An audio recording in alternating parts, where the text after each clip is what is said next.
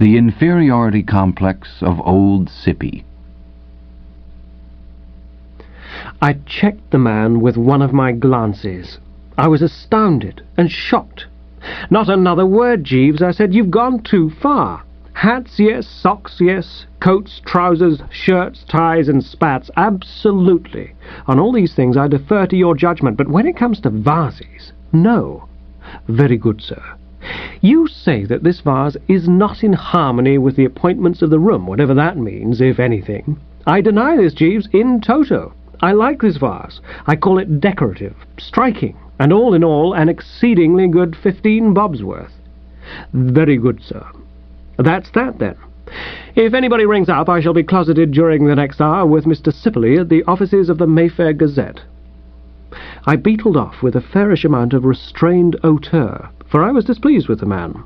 On the previous afternoon, while sauntering along the Strand, I'd found myself wedged into one of those sort of alcove places where fellows with voices like foghorns stand all day selling things by auction. And though I was still vague as to how exactly it had happened, I'd somehow become the possessor of a large china vase with crimson dragons on it. And not only dragons, but birds, dogs, snakes, and a thing that looked like a leopard. This menagerie was now stationed on a bracket over the door of my sitting room. I liked the thing. It was bright and cheerful. It caught the eye.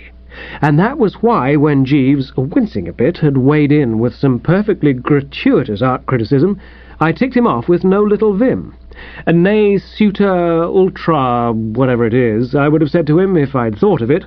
I mean to say, where does a valet get off? Censoring vases? Does it fall within his province to knock the young master's chinaware? Absolutely not.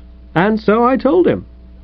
I was still pretty heartily hipped when I reached the office of the Mayfair Gazette, and it would have been a relief to my feelings to have decanted my troubles onto old Sippy, who, being a very dear old pal of mine, would no doubt have understood and sympathized.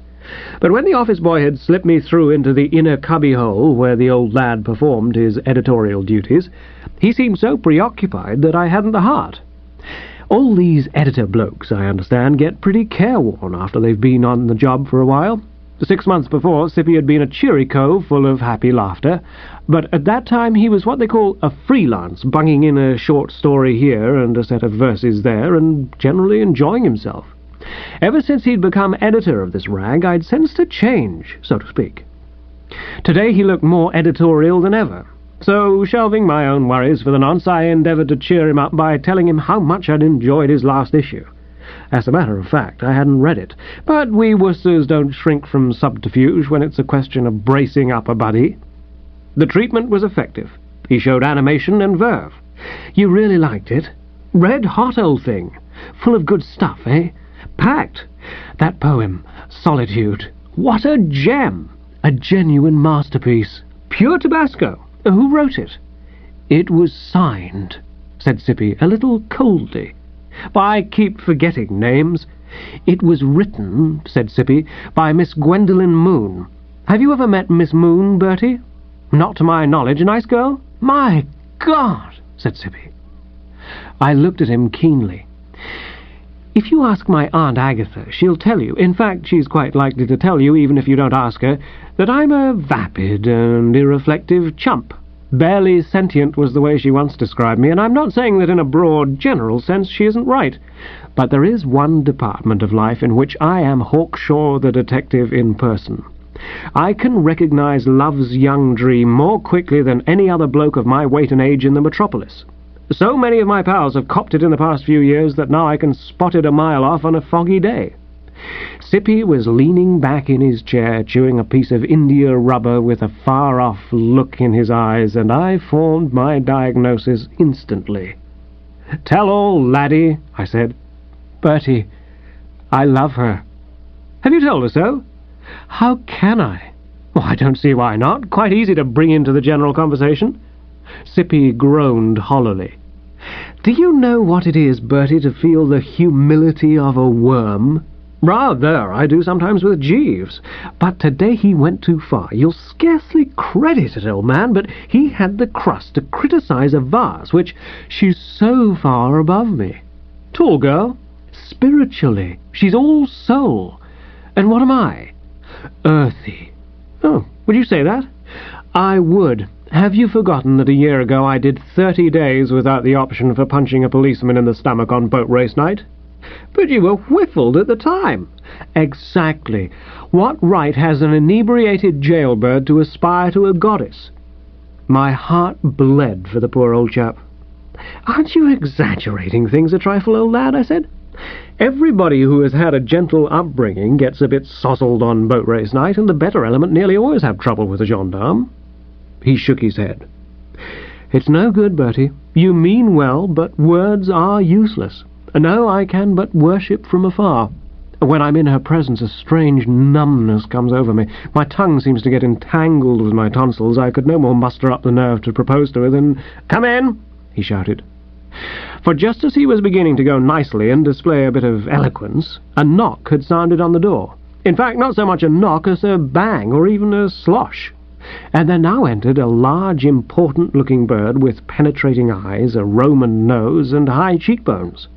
Authoritative. That's the word I want.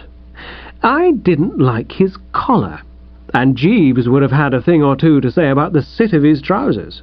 But nevertheless, he was authoritative. There was something compelling about the man. He looked like a traffic policeman. "Ah, Sippily," he said. Old Sippy displayed a good deal of agitation. He'd leaped from his chair and was now standing in a constrained attitude with a sort of pop-eyed expression on his face. "Pray be seated, Sippily," said the cove. He took no notice of me. After one keen glance and a brief waggle of the nose in my direction, he had washed Bertram out of his life. "I've brought you another little offering. Now, look it over at your leisure, my dear fellow." Yes, sir," said Sippy. "I think you'll enjoy it.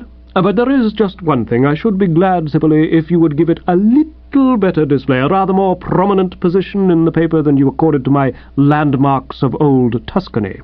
I am quite aware that in a weekly journal space is a desideratum, but one does not like one's efforts to be, I can only say, pushed away in a back corner among advertisements of bespoke tailors and places of amusement."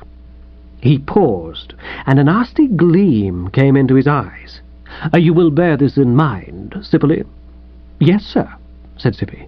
"I'm greatly obliged, my dear fellow," said the cove, becoming genial again. "You must forgive my mentioning it. I would be the last person to attempt to dictate the editorial policy. But, well, good afternoon, Sippily. I will call for your decision at 3 o'clock tomorrow." He withdrew, leaving a gap in the atmosphere about 10 feet by 6. When this had closed in, I sat up. "What was it?" I asked. I was startled to observe poor old Sippy apparently go off his onion. He raised his hands over his head, clutched his hair, wrenched it about for a while, kicked a table with great violence, and then flung himself into his chair. "Curse him," said Sippy. "May he tread on a banana skin on his way to chapel and sprain both ankles." "Who was he?" "May he get frog in the throat and be unable to deliver the end-of-term sermon." "Yes, but who was he?" "My old headmaster, Bertie," said Sippy. "Yes, but my dear old soul, headmaster of my old school." He gazed at me in a distraught sort of way. "Good Lord, can't you understand the position?" "Not by a jugful, laddie." Sippy sprang from his chair and took a turn or two up and down the carpet. "How do you feel," he said, "when you meet the headmaster of your old school?" "I never do. He's dead." "Well, I'll tell you how I feel. I feel as if I were in the lower fourth again and had been sent up by my foremaster for creating a disturbance in school. That happened once, Bertie, and the memory still lingers. I can recall as if it were yesterday knocking at old Waterbury's door and hearing him say, 'Come in,' like a lion roaring at an early Christian, and going in and shuffling my feet on the mat, and him looking at me and me explaining, and then, after what seemed a lifetime, bending over and receiving 6 of the juiciest on the old spot with a cane that bit like an adder. And whenever he comes into my office now, the old wound begins to trouble me, and I just say, 'Yes, sir,' and 'No, sir,' and feel like a kid at 14. I began to grasp the position. The whole trouble with these fellows like Sippy who go in for writing is that they develop the artistic temperament, and you never know when it's going to break out. He comes in here with his pockets full of articles on the old school cloisters and some little-known aspects of Tacitus and muck like that, and I haven't the nerve to refuse them. And this is supposed to be a paper devoted to the lighter interests of society. You must be firm, Sippy, firm, old thing. Well, how can I, when the sight of him makes me feel like a piece of chewed blotting paper? When he looks at me over that nose, my morale goes blue at the roots, and I'm back at school again. It's persecution, Bertie. And the next thing that'll happen is that my proprietor will spot one of those articles, assume with perfect justice that if I can print that sort of thing I must be going off my chump, and fire me. I pondered. It was a tough problem. How would it be, I said. That's no good. Only a suggestion, I said. Jeeves, I said, when I got home, surge round, sir. Burnish the old bean. I have a case that calls for one of your best efforts. Have you ever heard of a Miss Gwendolen Moon, authoress of Autumn Leaves, 'Twas on an English June, and other works? Yes, sir. Great Scott, Jeeves, you seem to know everything. Thank you very much, sir. Well, Mr. Sibley is in love with Miss Moon. Yes, sir. But fears to speak. It is often the way, sir. Deeming himself unworthy. Precisely, sir. Right, but that's not all. Tuck that away in a corner of the mind, Jeeves, and absorb the rest of the facts. Mr. Sibley, as you're aware, is the editor of a weekly paper devoted to the interests of the lighter society. And now the headmaster of his old school has started calling at the office and unloading on him junk entirely unsuited to the lighter society. All clear? I follow you perfectly, sir. And this drip Mr. Sibley is compelled to publish, much against his own wishes, purely because he lacks the nerve to tell the man to go to blazes. The whole trouble being, Jeeves, that he's got one of those things that fellows do get. It's on the tip of my tongue. An inferiority complex, sir. Exactly, an inferiority complex. I have one myself with regard to my Aunt Agatha. You know me, Jeeves. You know that if it were a question of volunteers to man the lifeboat, I would spring to the task. If anyone said, "Don't go down the coal mine, Daddy," it would have not the slightest effect on my resolution. Undoubtedly, sir. And yet, and this is where I want you to follow me very closely, Jeeves, when I hear that my Aunt Agatha is out with her hatchet and moving in my direction, I run like a rabbit. Why? Because she gives me an inferiority complex. And so it is with Mr. Sibley. He would, if called upon, mount the deadly breach and do it without a tremor. But he can't bring himself to propose to Miss Moon, and he can't kick his old headmaster in the stomach and tell him to take his beastly essays on the old school cloisters elsewhere, because he has an inferiority complex. So, what about it, Jeeves? I fear I have no plan which I could advance with any confidence on the spur of the moment, sir. You want time to think, eh? Yes, sir. Take it, Jeeves, take it. You may feel brainier after a night's sleep. What is it Shakespeare calls sleep, Jeeves? Tired nature's sweet restorer, sir. Exactly. Well, there you are, then. You know, there's nothing like sleeping on a thing.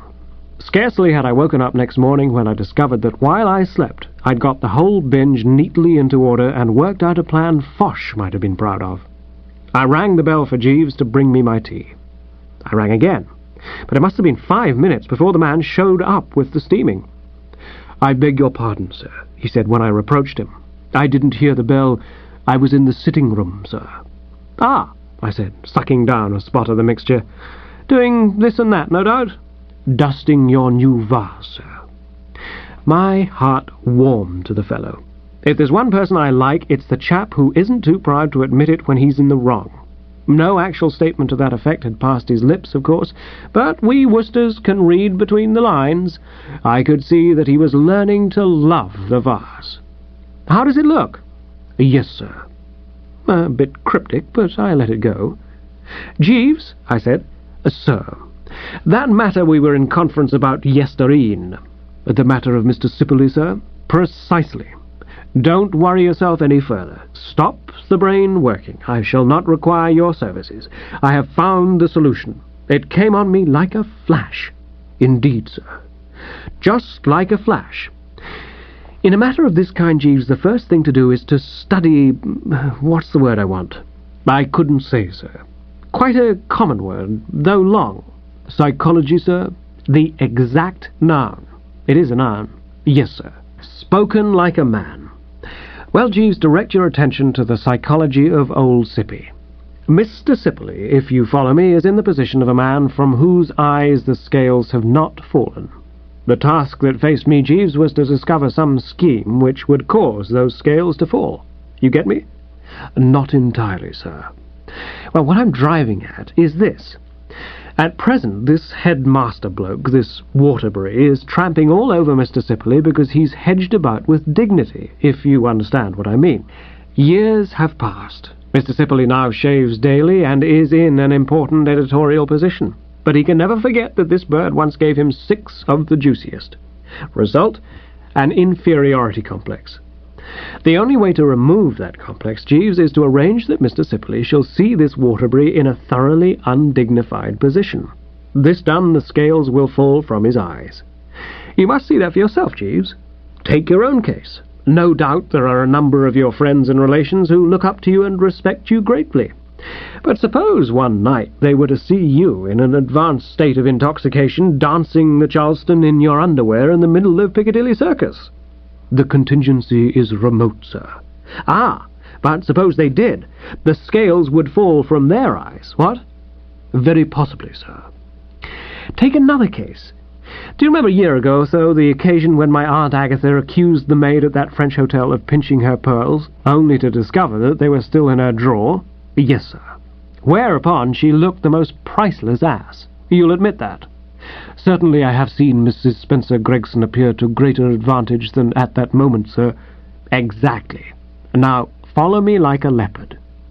Observing my Aunt Agatha in her downfall, watching her turn bright mauve, and listening to her being told off in liquid French by a whiskered hotel proprietor without coming back with so much as a single lift of her eyebrows, I felt as if the scales had fallen from my eyes. For the first time in my life, Jeeves, the awe with which this woman had inspired me from my childhood's days left me. It came back later, I'll admit, but at the moment I saw my Aunt Agatha for what she was, not as I had long imagined a sort of man-eating fish, at the very mention of whose name strong men quivered like aspens, but a poor goop who'd just dropped a very serious brick. At that moment, Jeeves, I could have told her precisely where she got off, and only a too chivalrous regard for the sex kept me from doing so. You won't dispute that? No, sir.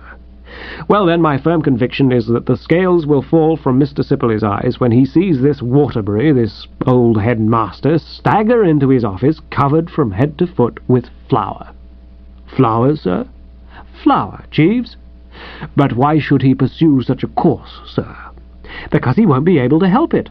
The stuff will be balanced on top of the door, and the force of gravity will do the rest. I propose to set a booby trap for this Waterbury, Jeeves. Really, sir, I would scarcely advocate— I raise my hand. Peace, Jeeves. There is more to come.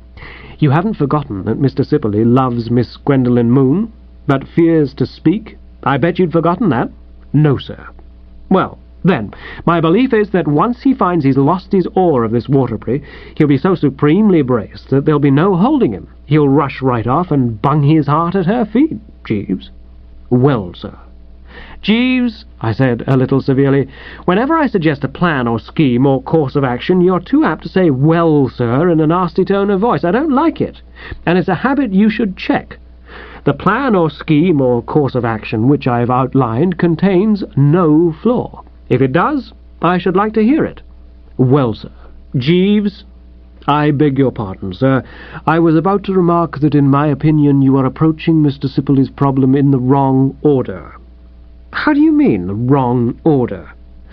Well, I fancy, sir, that better results would be obtained by first inducing Mr. Sipley to offer marriage to Miss Moon. In the event of the young lady proving agreeable, I think that Mr. Sipley would be in such an elevated frame of mind that he would have no difficulty in asserting himself with Mr. Waterbury. Ah, but you're then stymied by the question, how is he to be induced?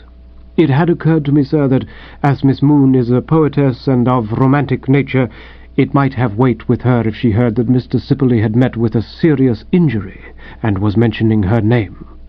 Calling for her brokenly, you mean? Calling for her, as you say, sir, brokenly. I sat up in bed and pointed at him rather coldly with the teaspoon. "Jeeves," I said, "I'd be the last man to accuse you of dithering, but this is not like you. It's not the old form, Jeeves. You're losing your grip. It might be years before Mr. Sibley had a serious injury." "There is that to be considered, sir." "I can't believe that this is you, Jeeves, who are meekly suggesting that we should suspend all activities in this matter year after year on the chance that someday Mr. Sibley may fall under a truck or something. No, the programme will be as I sketched out, Jeeves. After breakfast, kindly step out and purchase about 1.5 pounds of the best flour. The rest you may leave to me." "Very good, sir." The first thing you need in matters of this kind, as every general knows, is a thorough knowledge of the terrain. Not know the terrain, and where are you? Look at Napoleon and that sunken road at Waterloo. Silly ass. I had a thorough knowledge of the terrain of Sippy's office, and it ran as follows. I won't draw a plan, because my experience is that when you're reading one of those detective stories and come to the bit where the author draws a plan of the manor, showing room where body was found, stairs leading to a passageway, and all the rest of it, one just skips. I'll simply explain in a few brief words. The offices of the Mayfair Gazette were on the first floor of a mouldy old building off Covent Garden. You went in at a front door, and ahead of you was a passage leading to the premises of Bellamy Bros, dealers in seeds and garden produce. Ignoring the Bros Bellamy, you proceeded upstairs and found 2 doors opposite you. One marked Private opened into Sippy's editorial sanctum. The other, subtitle Inquiries, shot you into a small room where an office boy sat eating peppermints and reading The Adventures of Tarzan. If you got past the office boy, you went through another door, and there you were in Sippy's room, just as if you'd nipped through the door marked Private. Perfectly simple. It was over the door marked Inquiries that I proposed to suspend the flour. Now, setting a booby-trap for a respectable citizen like a headmaster, even of an inferior school to your own, is not a matter to be approached lightly and without careful preparation. I don't suppose I've ever selected a lunch with more thought than I did that day. And after a nicely balanced meal, preceded by a couple of dry martinis, washed down with half a bott of nice light dry champagne, and followed by a spot of brandy, I could have set a booby-trap for a bishop. The only really difficult part of the campaign was to get rid of the office boy, for naturally you don't want witnesses when you're shoving bags of flour on doors. Fortunately, every man has his price, and it wasn't long before I contrived to persuade the lad that there was sickness at home and he was needed at Cricklewood. This done, I mounted a chair and got to work. It was many, many years since I tackled this kind of job, but the old skill came back as good as ever. Having got the bag so nicely poised that a touch on the door would do all that was necessary, I skipped down from my chair, popped off through Sippy's room, and went into the street. Sippy hadn't shown up yet, which was all to the good, but I knew he usually trickled in about 2 to 3. I hung about in the street, and presently round the corner came the bloke Waterbury. He went in at the front door, and I started off for a short stroll. It was no part of my policy to be in the offing when things began to happen. It seemed to me that, allowing for wind and weather, the scales should have fallen from old Sippy's eyes by about 3:15 Greenwich Mean Time. So, having prowled around Covent Garden among the spuds and cabbages for 20 minutes or so, I retraced my steps and pushed up the stairs. I went in at the door marked Private, fully expecting to see old Sippy, and conceive of my astonishment and chagrin when I found, on entering, only the bloke Waterbury.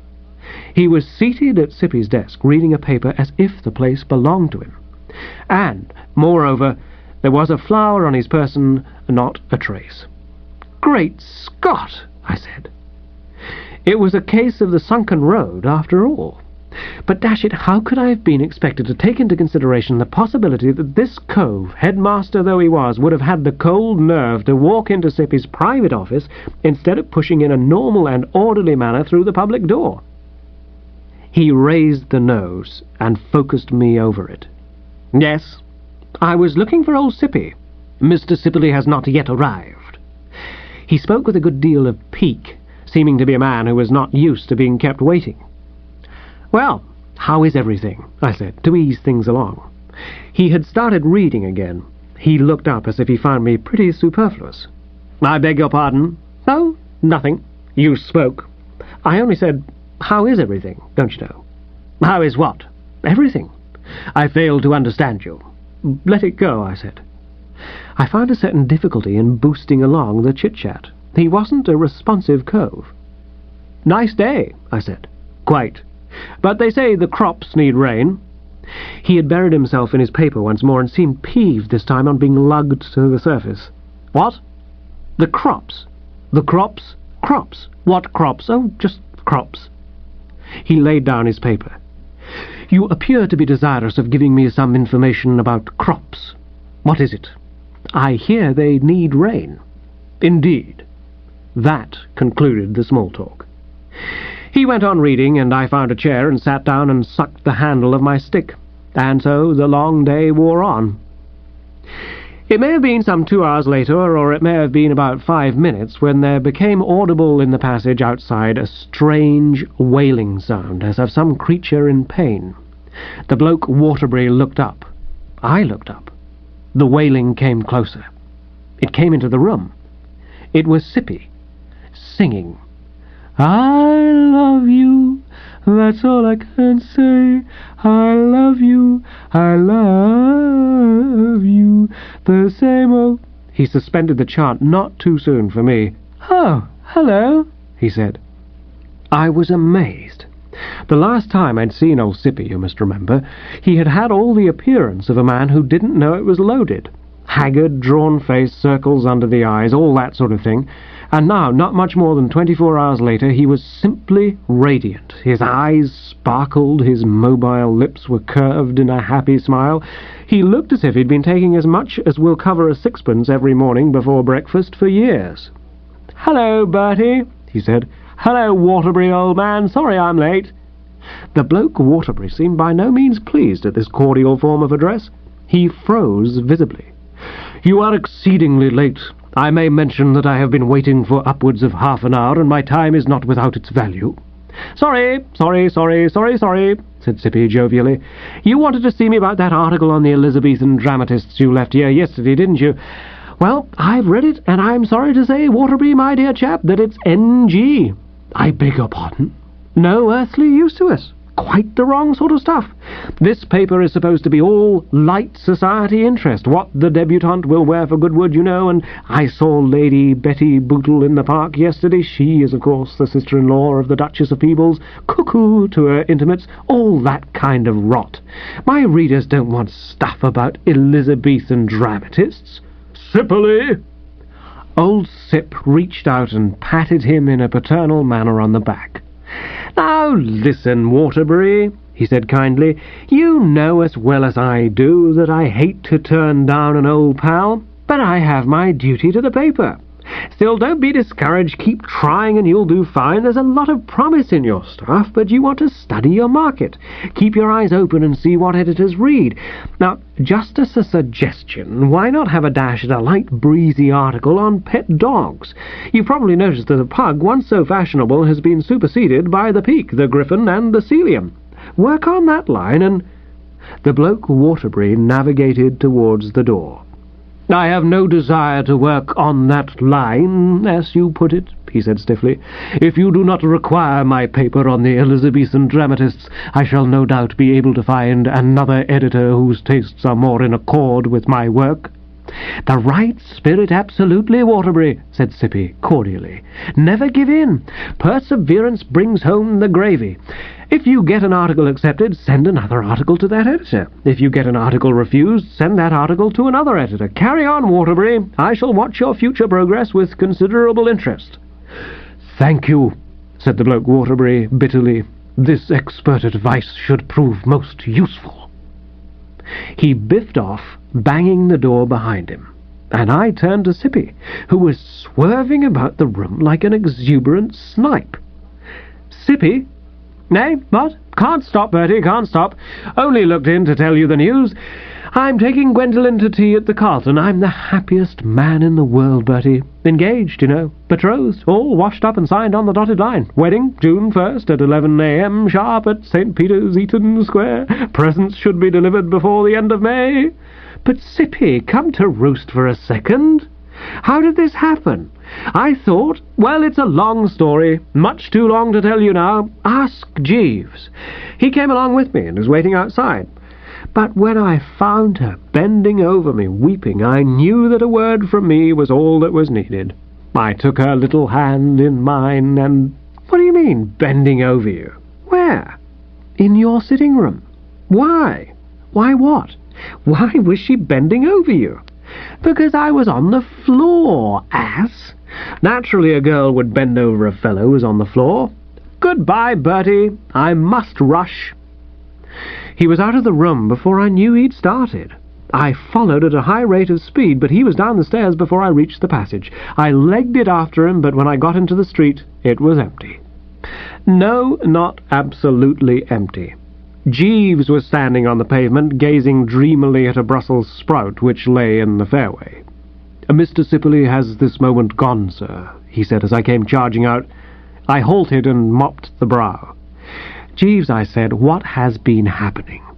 "As far as Mr. Sibley's romance is concerned, sir, all I am happy to report is well. He and Miss Moon have arrived at a satisfactory settlement." "I know, they're engaged, but how did it happen?" "I took the liberty of telephoning to Mr. Sibley in your name, asking him to come immediately to the flat, sir." "Oh, that's how he came to be at the flat. Well?" "I then took the liberty of telephoning to Miss Moon and informing her that Mr. Sibley had met with a nasty accident. As I anticipated, the young lady was strongly moved and announced her intention of coming to see Mr. Sibley immediately. When she arrived, it required only a few moments to arrange the matter. It seems that Miss Moon has long loved Mr. Sibley, sir, and I should have thought that when she turned up and found he hadn't had a nasty accident, she would have been thoroughly pipped at being fooled. Mr. Sibley had had a nasty accident, sir." "He had?" "Yes, sir." "Rummy coincidence. I mean, after what you were saying this morning." "Not altogether, sir. Before telephoning to Miss Moon, I took the further liberty of striking Mr. Sibley a sharp blow on the head with one of your golf clubs, which was fortunately lying in a corner of the room. The putter, I believe, sir, if you recollect you were practicing this morning before you left." I gaped at the blighter. I'd always known Jeeves for a man of infinite sagacity, sound beyond belief on any question of ties or spats, but never before had I suspected him capable of strong-arm work like this. It seemed to open up an entirely new aspect of the fellow. I can't put it better than by saying, as I gazed at him, the scales seemed to fall from my eyes. "Good heavens, Jeeves!" "I did it with the utmost regret, sir. It appeared to me the only course." "But look here, Jeeves, I don't get this. Wasn't Mr. Sibley pretty shirty when he came to and found that you'd been soaking him with putters?" "He wasn't aware that I had done so, sir. I took the precaution of waiting until his back was momentarily turned." "But how did you explain the bump on his head?" "I informed him that your new vase had fallen on him, sir." "Why on earth would he believe that? The vase would have been smashed." "The vase was smashed, sir." "What?" "In order to achieve verisimilitude, I was reluctantly compelled to break it, sir, and in my excitement, sir, I am sorry to say I broke it beyond repair." I drew myself up. "Jeeves," I said. "Pardon me, sir, but wouldn't it be wiser to wear a hat? There is a keen wind." I blinked. "Aren't I wearing a hat?" "No, sir." I put up a hand and felt the lemon. He was perfectly right. "Nor I am. I must have left it in Sippy's office. Wait here, Jeeves, while I fetch it." "Very good, sir. I have much to say to you." "Thank you, sir." I galloped up the stairs and dashed in at the door, and something squashy fell on my neck, and the next minute the whole world was a solid mass of flour. In the agitation of the moment, I'd gone in at the wrong door. And what it all boils down to is that if any more of my pals get inferiority complexes, they can jolly well get rid of them for themselves. Bertram is through. This ends the inferiority complex of Old Sippy. Jeeves and the Yuletide Spirit. The letter arrived on the morning of the 16th. I was pushing a bit of breakfast into the Wooster face at the moment, and feeling fairly well fortified with coffee and kippers, I decided to break the news to Jeeves without delay. As Shakespeare says, if you're going to do a thing, you might as well pop right at it and get it over. The man would be disappointed, of course, and possibly even chagrined, but dash it all, a splash of disappointment here and there does a fellow good. Makes him realize that life is stern and life is earnest. "Oh, Jeeves," I said. "Sir?" "We have here a communication from Lady Wickham. She's written inviting me to Skeldings for the festivities. So you'll see about bunging the necessaries together. We repair thither on the 23rd. Plenty of white ties, Jeeves, also a few hearty country suits for use in the daytime. We shall be there for some little time, I expect." There was a pause. I could feel he was directing a frosty gaze at me, but I dug into the marmalade and refused to meet it. "I thought I understood you to say, sir, that you proposed to visit Monte Carlo immediately after Christmas." "I know, but that's all off. Plans changed." "Very good, sir." At this point, the telephone bell rang, tiding over very nicely what had threatened to be an awkward moment. Jeeves unhooked the receiver. Yes, madam. Very good, madam. Here is Mr. Wooster." He handed me the instrument. "Mrs. Spencer Gregson, sir." You know, every now and then I can't help feeling that Jeeves is losing his grip. In his prime, it would have been with him the work of a moment to have told Aunt Agatha that I was not at home. I gave him one of those reproachful glances and took the machine. "Hello," I said. "Yes, hello. Bertie speaking. Hello. "Don't keep on saying hello," yipped the old relative in a customary curt manner. "You're not a parrot. Sometimes I wish you were, because then you might have a little sense." Quite the wrong sort of tone to adopt towards a fellow in the early morning, of course, but what can one do? "Bertie, Lady Wickham tells me she's invited you to Skeldings for Christmas. Are you going?" "Rather."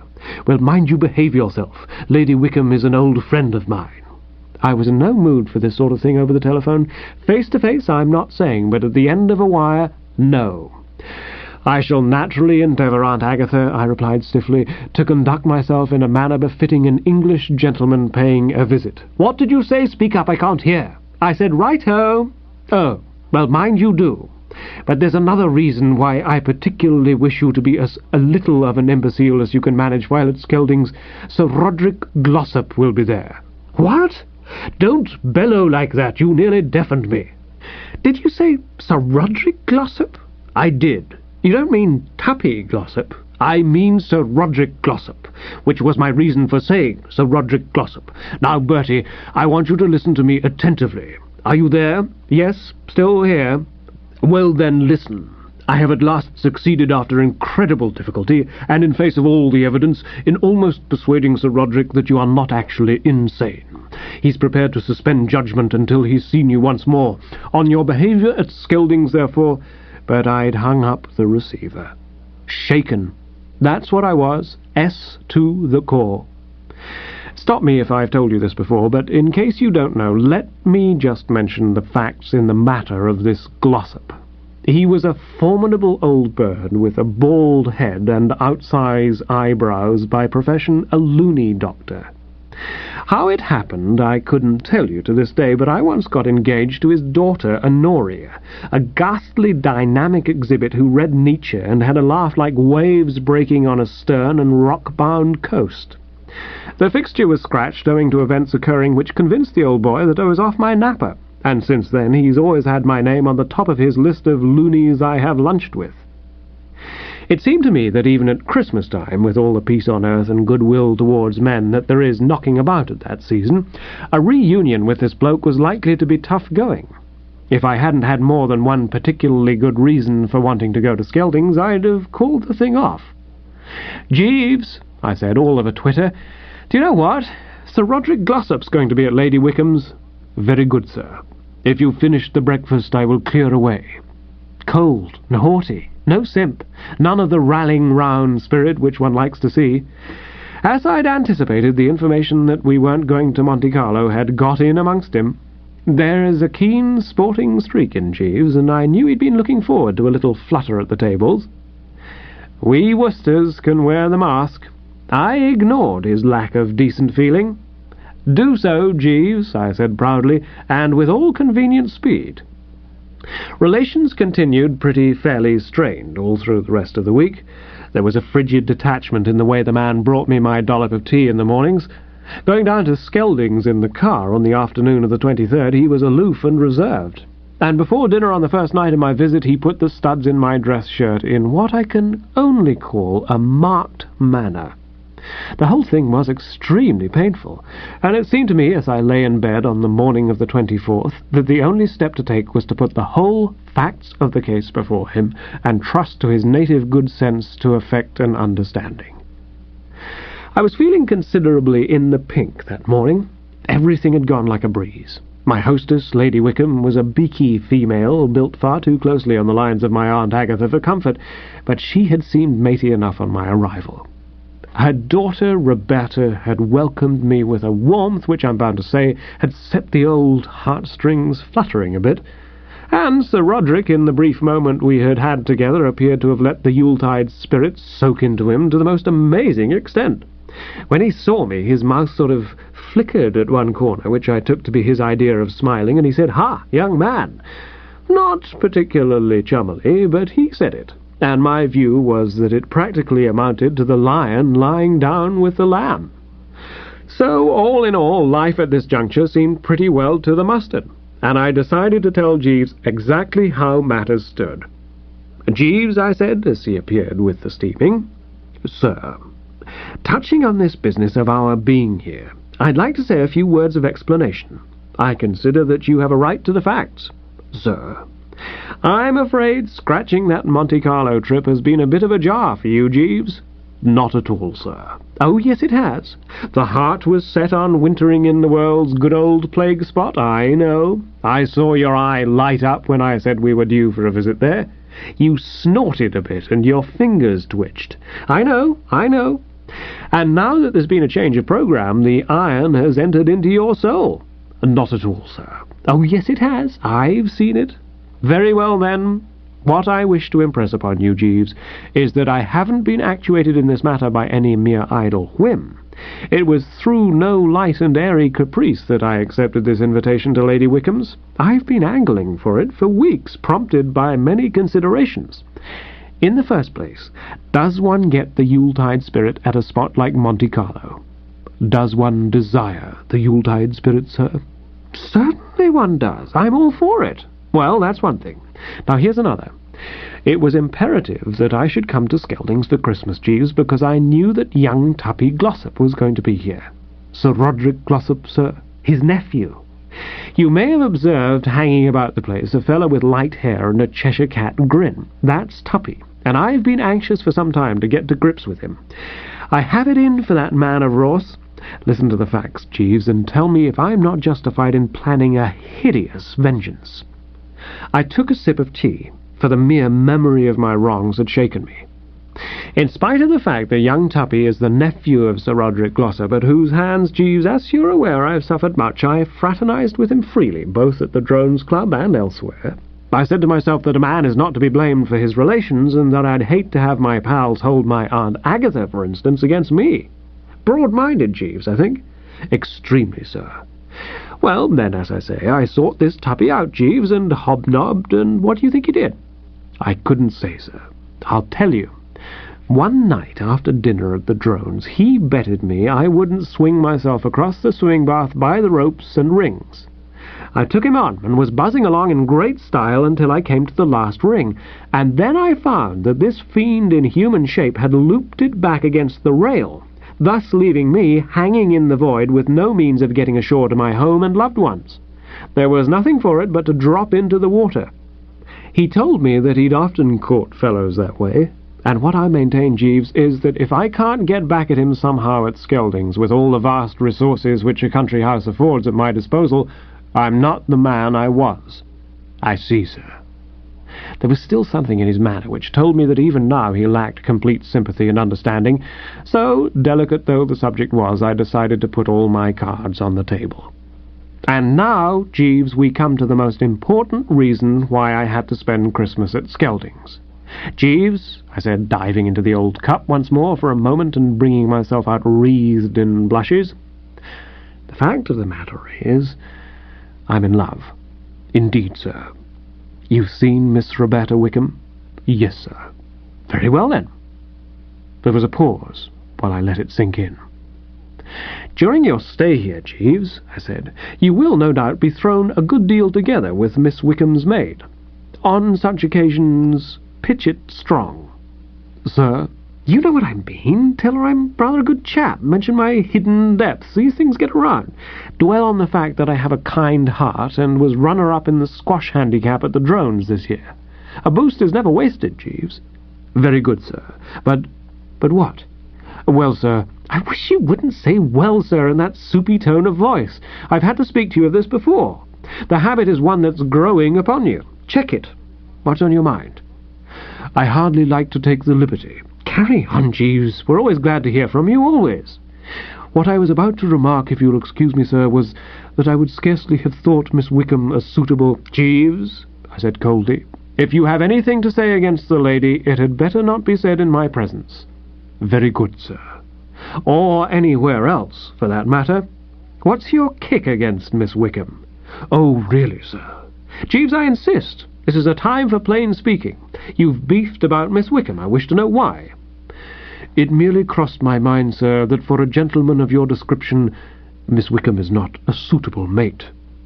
"What do you mean by a gentleman of my description?" "Well, sir, Jeeves—" "I beg your pardon, sir.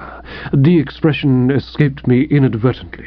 I was about to observe that I can only asseverate—" "Only what?" "I can only say that as you've invited my opinion—" "But I didn't." "I was under the impression that you desired to canvass my views on the matter, sir." "Oh? Well, let's have them anyway." "Very good, sir. And then briefly, if I may say so, sir, though Miss Wickham is a charming young lady—" "There, Jeeves, you spoke an imperial court. What eyes!" "Yes, sir." "What hair!" "Very true, sir." "And what espièglerie, if that's the word I want." "The exact word, sir." "All right, then, carry on." "I grant Miss Wickham the possession of all these desirable qualities, sir. Nevertheless, considered as a matrimonial prospect for a gentleman of your description, I cannot look upon her as suitable. In my opinion, Miss Wickham lacks seriousness, sir. She is too volatile and frivolous. To qualify as Miss Wickham's husband, a gentleman would need to possess a commanding personality and considerable strength of character." "Exactly." "I would always hesitate to recommend as a life's companion a young lady with quite such a vivid shade of red hair. A red hair, sir, in my opinion, is dangerous." I eyed the blighter squarely. "Jeeves," I said, "you're talking rot." "Very good, sir." "Absolute drivel." "Very good, sir." "Pure mashed potatoes." "Very good, sir." "Very good, sir. I mean, very good, Jeeves. That will be all," I said. And I drank a modicum of tea with a good deal of hauteur. It isn't often that I find myself able to prove Jeeves in the wrong, but by dinner-time that night I was in a position to do so, and I did it without delay. "Touching on that matter we were touching on, Jeeves," I said, coming in from the bath and tackling him as he studied the shirt, "I should be glad if you'd give your careful attention for a moment. I warn you that what I'm about to say is going to make you look pretty silly." "Indeed, sir." "Yes, Jeeves, pretty dashed silly it's going to make you look. It may lead you to be rather more careful in future about broadcasting these estimates of yours of people's characters. This morning, if I remember rightly, you stated that Miss Wickham was volatile, frivolous, and lacking in seriousness. Am I correct?" "Quite correct, sir." "Then what I have to tell you may cause you to alter that opinion. I went for a walk with Miss Wickham this afternoon, and as we walked I told her about what young Tuppy Glossop did to me in the swimming bath at the Drones. She hung upon my words, Jeeves, and was full of sympathy." "Indeed, sir." "Dripping with it. And that's not all. Almost before I'd finished, she was suggesting the ripest, fruitiest, brainiest scheme for bringing young Tuppy's grey hairs and sorrow to the grave that anyone could possibly imagine." "That's very gratifying, sir." "Gratifying is the word. It appears that at the girls' school where Miss Wickham was educated, Jeeves, it used to become necessary from time to time for the right-thinking element of the community to slip it across certain of the baser sort, Do you know what they did, Jeeves? No, sir. They took a long stick, Jeeves, and follow me closely here. They tied a darning needle to the end of it. Then at dead of night, it appears, they sneaked privily into the party of the second part's cubicle and shoved the needle through the bedclothes and punctured her hot water bottle. Girls are much subtler in these matters than boys, Jeeves. At my old school, one would occasionally heave a jug of water over another bloke during the night watches, but we never thought of effecting the same result in this particularly neat and scientific manner. Well, Jeeves, that was the scheme which Miss Wickham suggested I should work on young Tuppy, and that's the girl you call frivolous and lacking in seriousness. Any girl who can think up a wheeze like that is my idea of a helpmeet. I shall be glad, Jeeves, if by the time I come to bed tonight you've waiting for me in this room a stout stick with a good sharp darning needle attached. Well, sir, I raised my hand. Jeeves, I said, not another word. Stick one and needle darning good sharp one without fail in this room at 11:30 tonight. Very good, sir. Have you any idea where young Tuppy sleeps? I could ascertain, sir. Do so, Jeeves. In a few minutes he was back with the necessary information. Mr. Glossop is established in the moat room, sir. Where's that? The second door on the floor below this, sir. Right-o, Jeeves. Are the studs in my shirt? Yes, sir. And the links also? Yes, sir. Then push me into it. The more I thought about this enterprise, which a sense of duty and good citizenship had thrust upon me, the better it seemed to me. I'm not a vindictive man, but I felt as anybody would have felt in my place, that if fellows like young Tuppy are allowed to get away with it, the whole fabric of society and civilization must inevitably crumble. The task to which I had set myself was one that involved hardship and discomfort, for it meant sitting up till well into the small hours and then padding down a cold corridor, but I didn't shrink from it. After all, there's a lot to be said for family tradition. We Woosters did our bit in the Crusades. It being Christmas Eve, there was, as I'd foreseen, a good deal of revelry and what-not. First the village choir surged round and sang carols outside the front door, and then somebody suggested a dance, and after that we hung around chatting of this and that, so that it wasn't till past 1 that I got to my room. Allowing for everything, it didn't seem that it was going to be safe to start my little expedition till 2:30 at the earliest. And I'm bound to say that it was only the utmost resolution that kept me from snuggling into the sheets and calling it a day. I'm not much of a lad now for late hours. However, by 2:30 everything appeared to be quiet. I shook off the mists of sleep, grabbed the good old stick and needle, and off along the corridor. And presently, pausing outside the moat room, I turned the handle, found the door wasn't locked, and went in. I suppose a burglar, a real professional who works at the job 6 nights a week all the year round, gets so that finding himself standing in the dark in somebody else's bedroom means absolutely nothing to him. But for a bird like me, who's had no previous experience, there's a lot to be said in favour of washing the whole thing out and closing the door gently and popping back to bed again. It was only by summoning up all the old bulldog courage of the Woosters and reminding myself that if I let this opportunity slip another might never occur, that I managed to stick out what you might call the initial minute of the binge. Then the weakness passed, and Bertram was himself again. At first, when I beetled in, the room had seemed as black as a coal cellar, but after a bit things began to lighten. The curtains weren't quite drawn over the window, and I could see a trifle of the scenery here and there. The bed was opposite the window, with the head against the wall, and the end where the feet were jutting out toward where I stood, thus rendering it possible, after one had sown the seed, so to speak, to make a quick getaway. There only remained now the rather tricky problem of locating the old hot water bottle.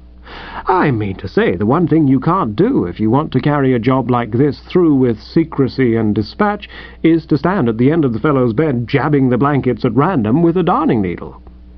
Before proceeding to anything in the nature of definite steps, it's imperative that you locate the bot. I was a good deal cheered at this juncture to hear a fruity snore from the direction of the pillows. Reason told me that a bloke who could snore like that wasn't going to be awakened by a trifle. I edged forward and ran a hand in a gingerly sort of way over the coverlet. A moment later, I'd found the bulge. I steered the good old darning needle onto it, gripped the stick, and shoved. Then, pulling out the weapon, I sidled towards the door, and in another moment would have been outside, buzzing for home and the good night's rest, when suddenly there was a crash that sent my spine shooting up through the top of my head, and the contents of the bed sat up like a jack-in-the-box and said, "Who's that?" It just shows how your most careful strategic moves can be the very ones that dish your campaign. In order to facilitate the orderly retreat according to plan, I'd left the door open, and the beastly thing had slammed like a bomb. But I wasn't giving much thought to the causes of the explosion, having other things to occupy my mind. What was disturbing me was the discovery that whoever else the bloke in the bed might be, he was not young Tuppy. Tuppy has one of those high, squeaky voices that sound like the tenor of the village choir failing to hit a high note. This one was something in between the last trump and a tiger calling for breakfast after being on a diet for a day or two. It was the sort of nasty, rasping voice you hear shouting "for" when you're one of a slow foursome on the links and are holding up a couple of retired colonels. Among the qualities it lacked were kindliness, suavity, and that sort of dove-like cooing note which makes a fellow feel he's found a friend. I didn't linger. Getting swiftly off the mark, I dived for the door handle and was off and away, banging the door behind me. I may be a chump in many ways, as my Aunt Agatha will freely attest, but I know when and when not to be among those present. And I was just about to do the stretch of corridor leading to the stairs in a split second under the record time for the course, when something brought me up with a sudden jerk.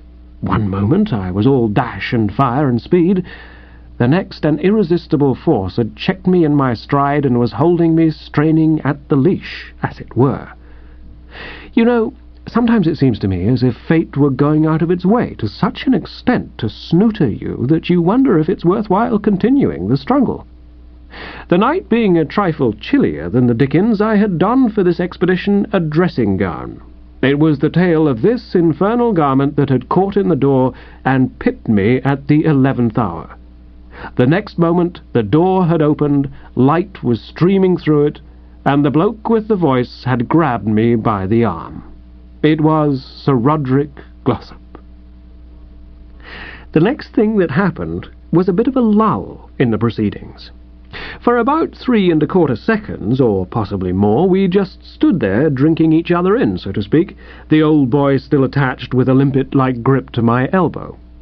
If I hadn't been in a dressing gown, and he in pink pyjamas with a blue stripe, and if he hadn't been glaring quite so much as if he was shortly going to commit a murder, the tableau would have looked rather like one of those advertisements you see in the magazines, where the experienced elder is patting the young man's arm and saying to him, "My boy, if you subscribe to the Mudjeff Correspondence School of Oswego Can, as I did, you may someday, like me, become third assistant vice president of the Schenectady Consolidated Nail File and Eyebrow Tweezer Corporation."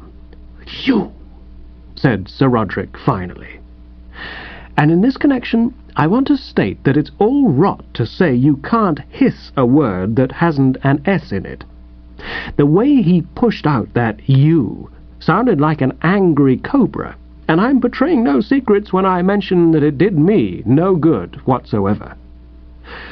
By rights, I suppose, at this point, I ought to have said something. The best I could manage, however, was a faint, soft, bleating sound. Even on ordinary social occasions, when meeting this bloke as man-to-man and with a clear conscience, I could never be completely at my ease. And now those eyebrows seemed to pierce me like a knife. "Come in here," he said, lugging me into the room. "We don't want to wake the whole house. Now," he said, depositing me on the carpet and closing the door and doing a bit of eyebrow work, "kindly inform me what is this latest manifestation of insanity." It seemed to me that a light and cheery laugh might help the thing along, so I had a pop at one. "Don't gibber," said my genial host, and I'm bound to admit that the light and cheery hadn't come out quite as I'd intended. I pulled myself together with a strong effort. "Awfully sorry about all this," I said in a hearty sort of voice. "The fact is, I thought you were Tuppy." "Kindly refrain from inflicting your idiotic slang on me. What do you mean by the adjective Tuppy?" It isn't so much an adjective, don't you know, more of a noun, I should think, if you examine it squarely. What I mean to say is, I thought you were your nephew. You thought I was my nephew? Why should I be my nephew? What I'm driving at is, I thought this was his room. My nephew and I changed rooms. I have a great dislike for sleeping on an upper floor. I am nervous about fire. For the first time since this interview had started, I braced up a trifle. The injustice of the whole thing stirred me to such an extent that for a moment I lost that sense of being a toad under the harrow which had been cramping my style up till now. I even went so far as to eye this pink-pyjamaed poltroon with a good deal of contempt and loathing. Just because he had this craven fear of fire and this selfish preference for letting Tuppy be cooked instead of himself, should the emergency occur, my nicely reasoned plans had gone up the spout. I gave him a look, and think I may even have snorted a bit. "I should have thought that your manservant would have informed you," said Sir Roderick, "that we contemplated making this change. I met him shortly before luncheon and told him to tell you." I reeled. Yes, it's not too much to say that I reeled. This extraordinary statement had taken me amidships without any preparation, and it staggered me. That Jeeves had been aware all along that this old crumb would be the occupant of the bed which I was proposing to prod with darning needles, and had let me rush upon my doom without a word of warning, was almost beyond belief. You might say I was aghast. Yes, practically aghast. "You told Jeeves that you were going to sleep in this room?" I gasped. "I did. I was aware that you and my nephew were on terms of intimacy, and I wished to spare myself the possibility of a visit from you. I confess that it never occurred to me that such a visit was to be anticipated at 3 o'clock in the morning. What the devil do you mean," he barked, suddenly hotting up, "by prowling about the house at this hour? And what is that thing in your hand?" I looked down, and found that I was still grasping the stick. I give you my honest word that, what with the maelstrom of emotions into which his revelation about Jeeves had cast me, the discovery came as an absolute surprise. "This?" I said. "Oh, yes." "What do you mean, oh, yes? What is it?" Well, it's a long story. We have the night before us." It's this way. I will ask you to picture me some weeks ago, perfectly peaceful and inoffensive after dinner at the Drones, smoking a thoughtful cigarette, and I broke off. The man wasn't listening. He was goggling in a rapt sort of way at the end of the bed, from which there had now begun to drip onto the carpet a series of drops. "Good heavens!" Thoughtful cigarette, and chatting pleasantly of this and that. I broke off again. He had lifted the sheets and was gazing at the corpse of the hot water bottle. "Did you do this?" he said in a low, strangled sort of voice. Yes. As a matter of fact, yes, I was going to tell you." "And your aunt tried to persuade me that you were not insane?" "I'm not, absolutely not. If you'll just let me explain." "I will do nothing of the kind. It all began..." "Silence!" "Right-ho." He did some deep breathing exercises through the nose. "My bed is drenched." "The way it all began..." "Be quiet!" He heaved somewhat for a while. "You wretched, miserable idiot," he said. "Kindly inform me which bedroom you are supposed to be occupying." "It's on the floor above, the clock room." "Thank you. I will find it." "Eh?" He gave me the eyebrow. "I propose," he said, "to pass the remainder of the night in your room, where I presume there is a bed in a condition to be slept in. You may bestow yourself as comfortably as you can here. I will wish you good night." He buzzed off, leaving me flat. Well, we Woosters are old campaigners. We can take the rough with the smooth. But to say that I liked the prospect now before me would be paltering with the truth. One glance at the bed told me that any idea of sleeping there was out. A goldfish could have done it, but not Bertram. After a bit of a look round, I decided that the best chance of getting a sort of night's rest was to doss as well as I could in the armchair. I pinched a couple of pillows off the bed, shoved the hearthrug over my knees, and sat down and started counting sheep. But it wasn't any good. The old lemon was sizzling much too much to admit of anything in the nature of slumber. This hideous revelation of the blackness of Jeeves's treachery kept coming back to me every time I nearly succeeded in dropping off. And what's more, it seemed to get colder and colder as the long night wore on. I was just wondering if I would ever get to sleep again in this world when a voice at my elbow said, "Good morning, sir," and I sat up with a jerk.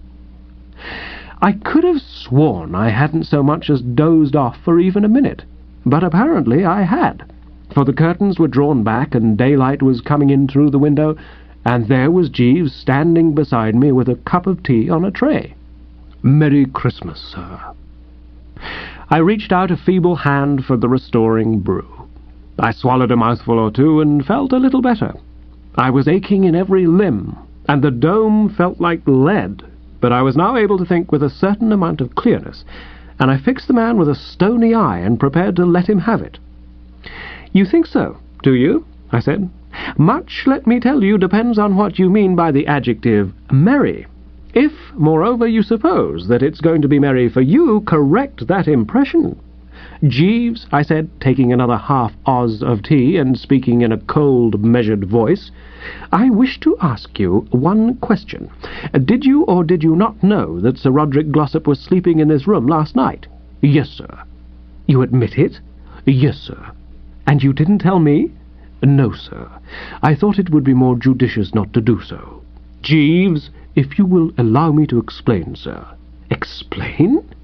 "I was aware that my silence might lead to something in the nature of an embarrassing contretemps, sir." "You thought that, did you?" "Yes, sir." "You were a good guesser," I said, sucking down further bohea. "But it seemed to me, sir, that whatever might occur was all for the best." I would have put in a crisp word or two here, but he carried on without giving me the op. "I thought that possibly, on reflection, sir, your views being what they are, you would prefer your relations with Sir Roderick Glossop and his family to be distant rather than cordial." "My views? What do you mean, my views?" "As regards a matrimonial alliance with Miss Honoria Glossop, sir." Something like an electric shock seemed to zip through me. The man had opened up a new line of thought. I suddenly saw what he was driving at, and realized all in a flash that I'd been wronging this faithful fellow. All the while I supposed he'd been landing me in the soup, he had really been steering me away from it. It was like those stories one used to read as a kid about the traveller going along on a dark night and his dog grabs him by the leg of his trousers and he says, "Down, sir, what are you doing, rover?" And the dog hangs on and he gets rather hot under the collar and curses a bit, but the dog won't let him go, and then suddenly the moon shines through the clouds and he finds he's been standing on the edge of a precipice and one more step would have... Well, anyway, you get the idea. And what I'm driving at is that much the same sort of things seem to have been happening now. It's perfectly amazing how a fellow will let himself get off his guard and ignore the perils which surround him. I give you my honest word, it had never struck me till this moment that my Aunt Agatha had been scheming to get me in right with Sir Roderick, so that I should eventually be received back into the fold, if you see what I mean, and subsequently pushed off on Honoria. "My God, Jeeves," I said, paling. "Precisely, sir. You think there was a risk?" "I do, sir. A very grave risk." A disturbing thought struck me. But, Jeeves, on calm reflection, won't Sir Roderick have gathered by now that my objective was young Tuppy, and that puncturing his hot water bottle was just one of those things that occur when Yuletide spirit is abroad, and one of those things that have to be overlooked and taken with the indulgent smile and the fatherly shake of the head? I mean to say, young blood and all that sort of thing. What I mean is, he'll realize that I wasn't trying to snooter him, and then all the good work will have been wasted. "No, sir, I fancy not. That might possibly have been Sir Roderick's mental reaction, had it not been for the second incident." "The second incident?" "During the night, sir, while Sir Roderick was occupying your bed, somebody entered the room, pierced his hot water bottle with some sharp instrument, and vanished in the darkness." I could make nothing of this. "What? Do you think I walked in my sleep?" "No, sir. It was young Mr. Glossop who did it. I encountered him this morning, sir, shortly before I came here. He was in cheerful spirits and inquired of me how you were feeling about the incident, and not being aware that his victim had been Sir Roderick. But, Jeeves, what an amazing coincidence! Sir? Why, young Tuppy getting exactly the same idea as I did, or rather, as Miss Wickham did. You can't say that that's not rummy. A miracle, I call it. Not altogether, sir. It appears that he received the suggestion from the young lady. From Miss Wickham? Yes, sir. You mean to say that after she'd put me up to the scheme of puncturing Tuppy's hot water bottle, she went away and tipped Tuppy off to puncturing mine? Precisely, sir. She is a young lady with a keen sense of humour, sir. I sat there, you might say, stunned. When I thought how near I'd come to offering the heart and hand to a girl capable of double-crossing a strong man's honest love like that, I shivered. Are you cold, sir? No, Jeeves, just shuddering. The occurrence, if I may take the liberty of saying so, sir, will perhaps lend colour to the view which I put forward yesterday, that Miss Wickham, though in many respects a charming young lady— I raised the hand. Say no more, Jeeves, I replied. Love is dead. Very good, sir. I brooded for a while. You've seen Sir Roderick this morning, then? Yes, sir. How did he seem? A trifle feverish, sir. Feverish? A little emotional, sir. He expressed a strong desire to meet you, sir. What would you advise? If you were to slip out by the back entrance as soon as you are dressed, sir, it would be possible for you to make your way across the field without being observed and reach the village, where you could hire an automobile to take you to London. I could bring on your effects later in your own car. But London, Jeeves? Is any man safe? My Aunt Agatha is in London. Yes, sir. Well, then? He regarded me for a moment with a fathomless eye. I think the best plan, sir, would be for you to leave England, which is not pleasant at this time of year, for some little while. I wouldn't take the liberty of dictating your movements, sir, but as you already have accommodation engaged on the blue train for Monte Carlo for the day after tomorrow— But you cancelled the booking. No, sir. I thought you had. No, sir. I told you to. Yes, sir. It was remiss of me, but the matter slipped my mind. Oh, yes, sir. All right, Jeeves. Monte Carlo ho, then. Very good, sir. It's lucky, as things have turned out, that you forgot to cancel that booking. Very fortunate indeed, sir. If you will wait here, sir, I will return to your room and procure a suit of clothes. This ends Jeeves and the Yuletide Spirit. Jeeves and the Song of Songs. Another day had dawned, all hot and fresh, and in pursuance of my unswerving policy at that time, I was singing Sonny Boy in my bath, when there was a soft step without, and Jeeves's voice came filtering through the woodwork. I beg your pardon, sir. I just got to that bit about the angels being lonely, where you need every ounce of concentration in order to make the spectacular finish, but I signed off courteously. Yes, Jeeves, say on. Mr. Glossop, sir. What about him? He's in the sitting-room, sir. Young Tuppy Glossop? Yes, sir. In the sitting-room? Yes, sir. Desiring speech with me? Yes, sir. Sir, I only said, And I'll tell you why I said, It was because the man's story had interested me strangely. The news that Tuppy was visiting me at my flat at an hour when he must have known that I would be in my bath, and consequently in a strong strategic position to heave a wet sponge at him, surprised me considerably. I hopped out with some briskness, and slipping a couple of towels about the limbs and torso, made for the sitting-room. I found young Tuppy at the piano playing Sonny Boy with one finger. "What-ho?" I said, not without a certain hauteur. "Oh, hello, Bertie," said young Tuppy. "I say, Bertie, I want to see you about something important." It seemed to me that the bloke was embarrassed. He'd moved to the mantelpiece, and now he broke a vase in rather a constrained way. "The fact is, Bertie, I'm engaged." "Engaged? Engaged," said young Tuppy, coyly dropping a photograph frame into the fender. Practically, that is. Practically. Yes, you'll like her, Bertie. Her name is Cora Bellinger. She's studying for opera. Wonderful voice she has. Also, dark flashing eyes and a great soul. How do you mean, practically? Well, it's this way. Before ordering the trousseau, there is one little point she wants cleared up. You see, what with her great soul and all that, she has a rather serious outlook on life, and the one thing she absolutely bars is anything in the shape of hearty humour. You know, practical joking and so forth. She said if she thought I was a practical joker, she would never speak to me again, and unfortunately she appears to have heard about that little affair at the drones. I expect you've forgotten all about that, Bertie. I have not. No, not forgotten exactly.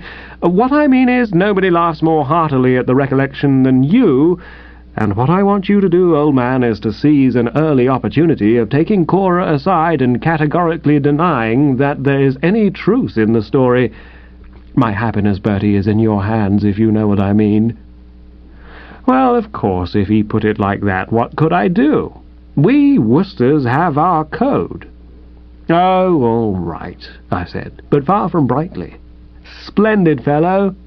When do I meet this blighted female? Don't call her this blighted female, Bertie, old man. I've planned all that out. I'll bring her round here today for a spot of lunch. What? At 1:30, right? Good, fine, thanks. I knew I could rely on you. He pushed off, and I turned to Jeeves, who'd shimmered in with the morning meal. Lunch for 3 today, Jeeves, I said. Very good, sir. You know, Jeeves, it's a bit thick. You remember my telling you about what Mr. Glossop did to me that night at the drones? Yes, sir. For months I've been cherishing dreams of getting a bit of my own back. And now, so far from crushing him into the dust, I've got to fill him and fiancé with rich food and generally rally round and be the good angel. Life is like that, sir. True, Jeeves. What have we here? I asked, inspecting the tray. Kippered herring, sir. And I shouldn't wonder, I said, for I was in a thoughtful mood, if even herrings haven't troubles of their own. Quite possibly, sir. I mean, apart from getting kippered. Yes, sir. And so it goes on, Jeeves, so it goes on. I can't say I exactly saw eye to eye with young Tuppy in his admiration for the Bellinger female. Delivered on the mat at 1:25, she proved to be an upstanding light heavyweight of some 30 summers, with a commanding eye and a square chin, which I personally would have steered clear of. She seemed to me a good deal like what Cleopatra would have been after going in too freely for the starches and cereals. I don't know why it is, but women who have anything to do with opera, even if they're only studying for it, always appear to run to surplus poundage. Tuppy, however, was obviously all for her. His whole demeanour, both before and during lunch, was that of one striving to be worthy of a noble soul. When Jeeves offered him a cocktail, he practically recoiled as from a serpent. It was terrible to see the change which love had effected in the man. The spectacle put me off my food. At 2:30, the Bellinger left to go to a singing lesson. Tuppy trotted after her to the door, bleating and frisking a goodish bit, and then came back and looked at me in a goofy sort of way. Well, Bertie? Well, what? I mean, isn't she? Oh, rather, I said, humouring the poor fish. Wonderful eyes? Oh, rather. Wonderful figure? Oh, quite. Wonderful voice? Here I was able to intone the response with a little more heartiness. The Bellinger, at Tuppy's request, had sung us a few songs before digging in at the trough, and nobody could have denied that her pipes were in great shape. Plaster was still falling from the ceiling. Terrific, I said. Tuppy sighed, and having helped himself to about 4 inches of whisky and 1 of soda, took a deep, refreshing draught. Ah, he said, I needed that. Why didn't you have it at lunch? Well, it's this way, said Tuppy. I haven't actually ascertained what Cora's opinions are on the subject of the taking of slight snorts from time to time, but I thought it more prudent to lay off. The view I took was that laying off would seem to indicate the serious mind. It's touch and go, as you might say at the moment, and the smallest thing may turn the scale. What beats me is how on earth you expect to make her think you've got a mind at all, let alone a serious one. I have my methods. I bet they're rotten. "You do you?" said Tuppy warmly. "Well, let me tell you, my lad, that's exactly what they're anything but. I'm handling this affair with consummate generalship. Do you remember Beefy Bingham, who was at Oxford with us? I ran into him only the other day. He's a parson now." "Yes, down in the East End. Well, he runs a lads' club for the local toughs. You know the sort of thing, cocoa and backgammon in the reading room and occasional clean, bright entertainments in the Odd Fellows' Hall, and I've been helping him. I don't suppose I passed an evening away from the backgammon board for weeks. Cora is extremely pleased. I've got her to promise to sing on Tuesday at Beefy's next clean, bright entertainment." "You have?" "I absolutely have. And now mark my devilish ingenuity, Bertie. I'm going to sing too." "Why do you suppose that's going to get you anywhere?" "Because the way I intend to sing the song I intend to sing will prove to her that there are great deeps in my nature whose existence she has not suspected. She will see that rough, unlettered audience wiping the tears out of its bally eyes, and she'll say to herself, 'What ho, the old egg really has a soul.' For it's not one of your mouldy comic songs, Bertie. No low buffoonery of that sort for me. It's all about angels being lonely and what not." I uttered a sharp cry. "You don't mean you're going to sing Sonny Boy?" "I jolly well do." I was shocked. Yes, dash it, I was shocked. You see, I held strong views on Sonny Boy. I considered it a song only to be attempted by a few of the elect in the privacy of the bathroom. And the thought of it being murdered in open Oddfellows Hall by a man who could treat a pal as young Tuppy had treated me that night at the Drones sickened me. Yes, it sickened me. I hadn't time, however, to express my horror and disgust, for at this juncture Jeeves came in. "Mrs. Travers has just rung up on the telephone, sir. She desired me to say that she will be calling to see you in a few minutes." "Contents noted, Jeeves," I said. "Now listen, Tuppy." I stopped. The fellow wasn't there. "What have you done with him, Jeeves?" I asked. "Mr. Glossop has left, sir." "Left? How can he have left? He was sitting there." "That's the front door closing now, sir." "But what made him shoot off like that?" "Possibly Mr. Glossop didn't want to meet Miss Travers, sir." "Why not?" "I couldn't say, sir. But undoubtedly at the mention of Mrs. Travers' name he rose very swiftly." "Strange, Jeeves?" "Yes, sir." I turned to a subject of more moment. "Jeeves," I said, "Mr. Glossop proposes to sing Sonny Boy at an entertainment down in the East End next Tuesday." "Indeed, sir." "Before an audience consisting mainly of costermongers, with a sprinkling of whelk stall owners, purveyors of blood oranges, and minor pugilists." "Indeed, sir." "Make a note to remind me to be there. He will infallibly get the bird, and I want to witness the downfall." "Very good, sir. And when Mrs. Travers arrives, I shall be in the sitting-room." Those who know Bertram Wooster best are aware that in his journey through life he's impeded and generally snooted by about as scaly a platoon of aunts as was ever assembled. But there's one exception to the general ghastliness, viz. my Aunt Dahlia. She married old Tom Travers the year Blue Bottle won the Cambridgeshire, and is one of the best. It's always a pleasure to me to chat with her, and it was with a courtly geniality that I rose to receive her as she sailed over the threshold at about 2:55. She seemed somewhat perturbed, and snapped into the agenda without delay. Aunt Dahlia is one of those big, hearty women. She used to go in a lot for hunting, and she generally speaks as if she'd just sighted a fox on a hillside half a mile away. "Bertie," she cried, in the manner of one encouraging a bevy of hounds to renewed efforts, "I want your help." "And you shall have it, Aunt Dahlia," I replied suavely. "I can honestly say that there's no one to whom I would more readily do a good turn than to yourself. No one to whom I'm more delighted to be—" "Less of it," she begged, "less of it. You know that friend of yours, young Glossop? He's just been lunching here." "He has he? Well, I wish you'd poisoned his soup." "We didn't have soup. And when you describe him as a friend of mine, I wouldn't quite say the term absolutely squared with the facts. Some time ago, one night when we'd been dining together at the Drones," at this point Aunt Dahlia, a little brusquely, it seemed to me, said that she'd rather wait for the story of my life till she could get it in book form. I could see now that she was definitely not her usual sunny self, so I shelved my personal grievances and asked what was biting her. "It's that young hound Glossop. she said. "What's he been doing?" "Breaking Angela's heart." Angela, daughter of above, my cousin, quite a good egg. "Breaking Angela's heart?" "Yes, breaking Angela's heart." "You say he's breaking Angela's heart?" She begged me in rather a feverish way to suspend the vaudeville crosstalk stuff. "How is he doing that?" I asked. "With his neglect, with his low, callous, double-crossing duplicity." "Duplicity is the word, Aunt Dahlia," I said. "In treating of young Tuppy Glossop it springs naturally to the lips. Let me just tell you what he did to me one night at the Drones. We'd finished dinner. Ever since the beginning of the season, up till about 3 weeks ago, he was all over Angela, the sort of thing which, when I was a girl, we should have described as courting, or wooing or courting, whichever you like." "Whichever you like, Aunt Dahlia," I said courteously.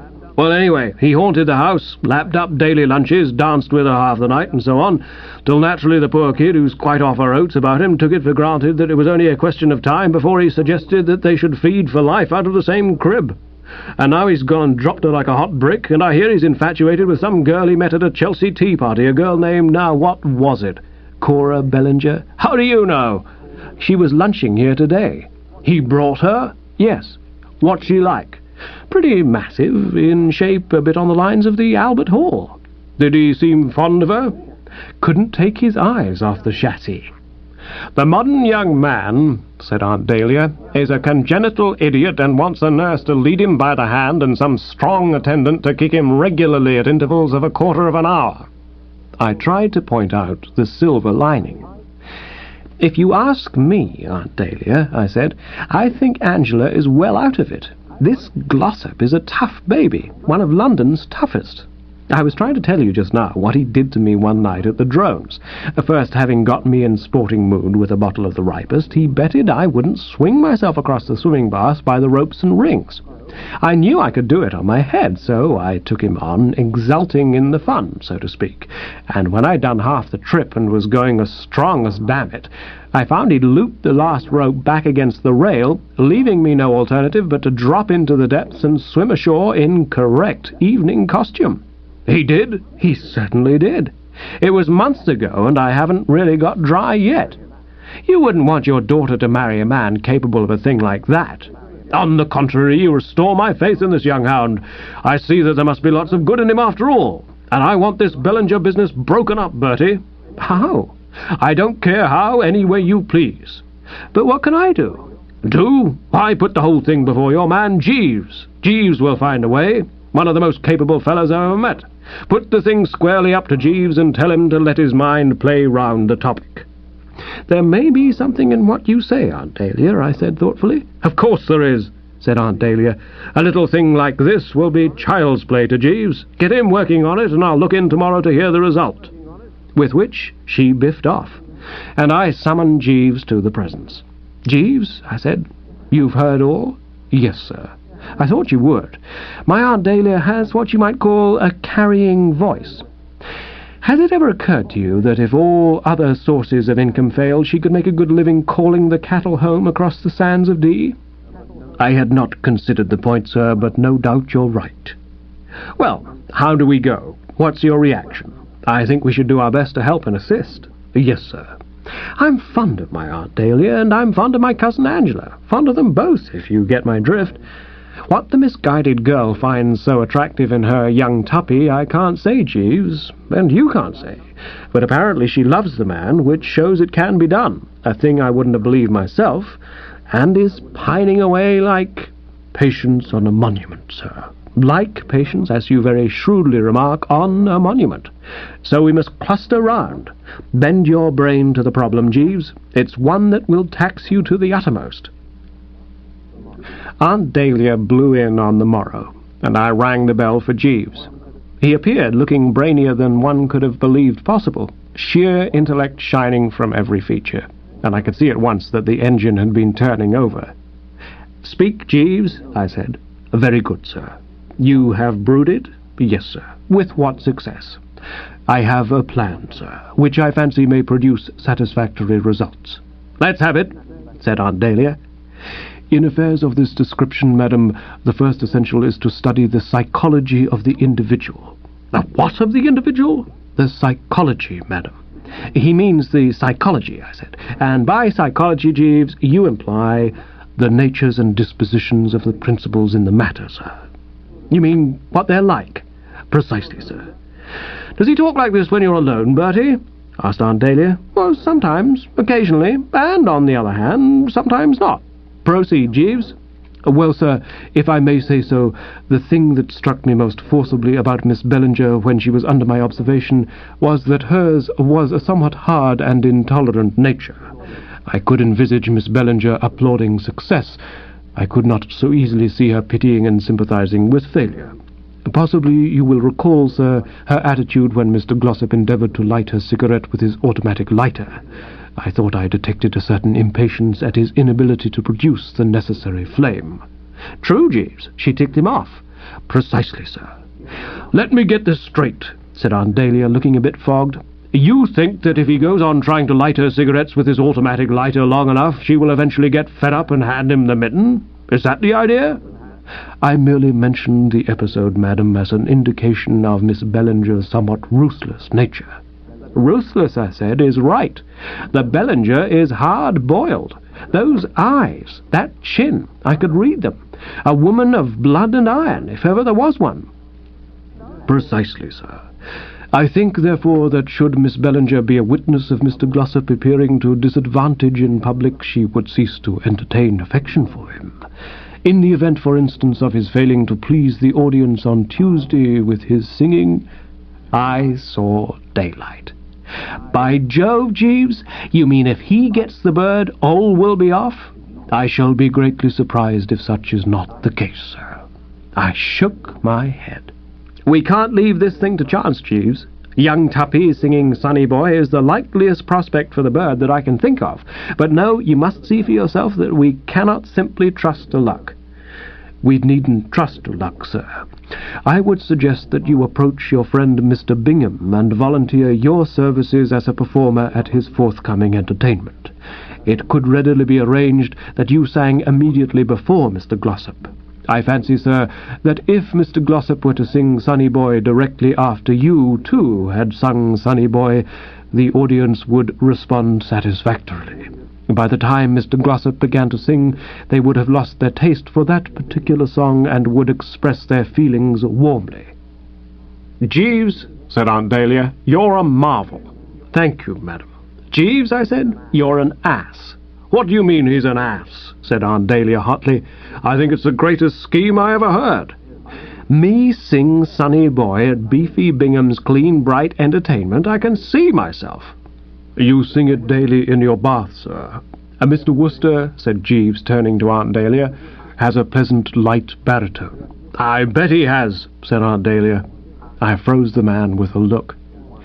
Between singing Sonny Boy in one's bath, Jeeves, and singing it before a hall full of assorted blood-orange merchants and their young, there is a substantial difference. Bertie, said Aunt Dahlia, you'll sing it and like it.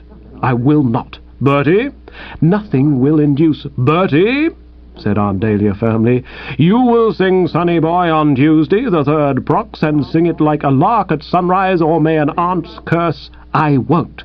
Think of Angela. Dash Angela. Bertie? No, I mean. Hang it all. You won't? No, I won't. That's your last word, is it? It is. Once and for all, Aunt Dahlia, nothing will induce me to let out so much as a single note. And so, that afternoon, I sent a prepaid wire to Beefy Bingham offering my services in the cause, and by nightfall the thing was fixed up. I was billed to perform next but one after the intermission.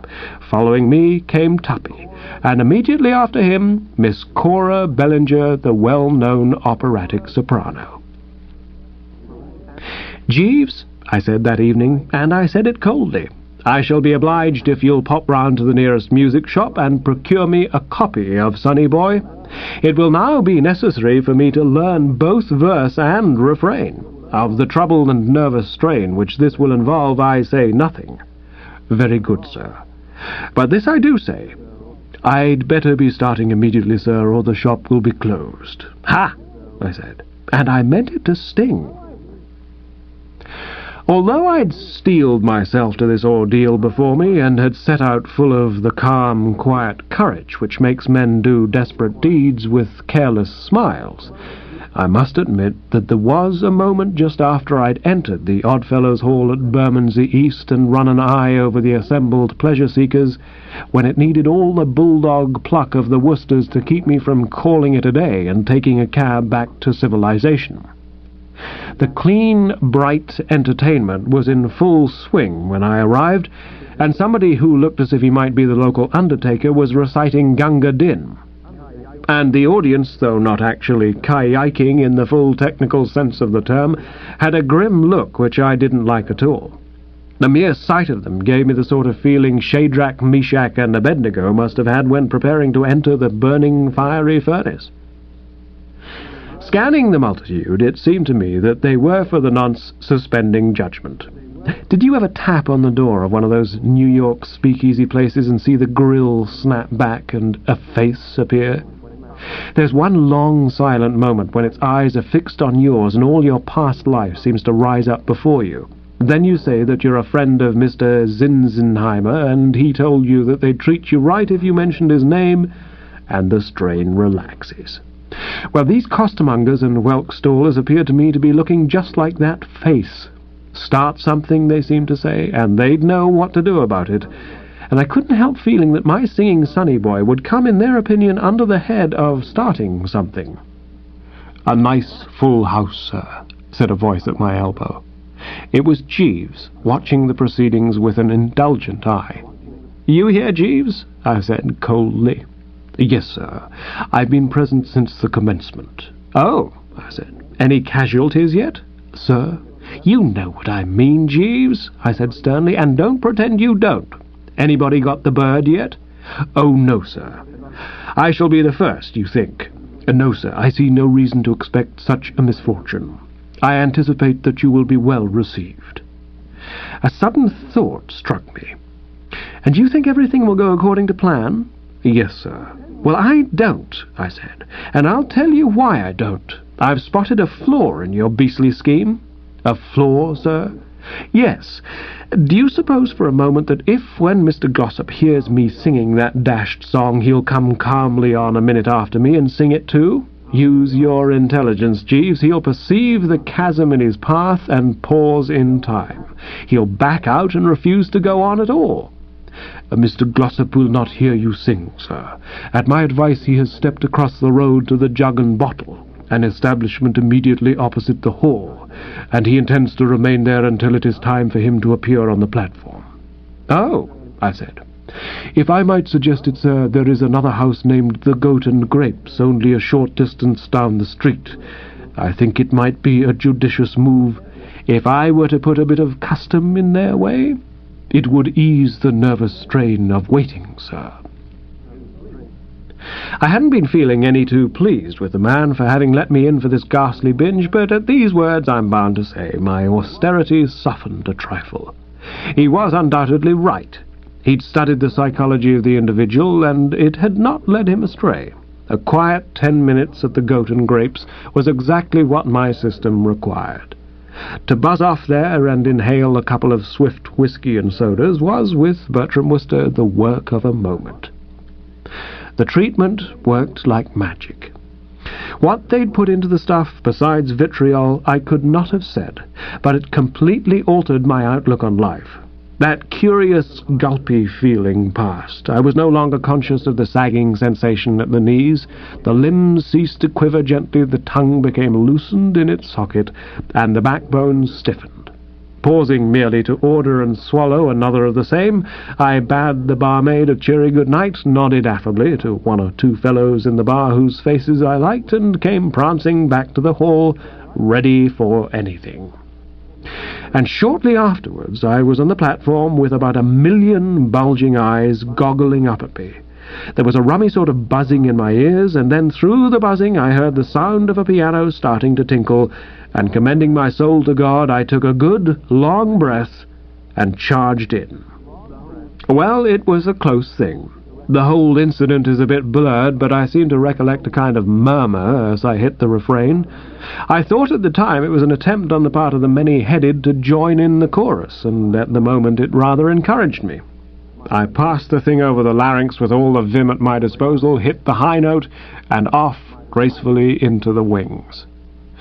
I didn't come on again to take a bow. I just receded and oiled round to where Jeeves awaited me among the standees at the back. "Well, Jeeves," I said, anchoring myself at his side and brushing the honest sweat from the brow. "They didn't rush the platform?" "No, sir. But you can spread it about that that's the last time I perform outside of my bath. My swan song, Jeeves. Anybody who wants to hear me in future must present himself at the bathroom door and shove his ear against the keyhole." I may be wrong, but it seemed to me that towards the end they were hotting up a trifle. The bird was hovering in the air. I could hear the beating of its wings. I did detect a certain restlessness, sir, in the audience.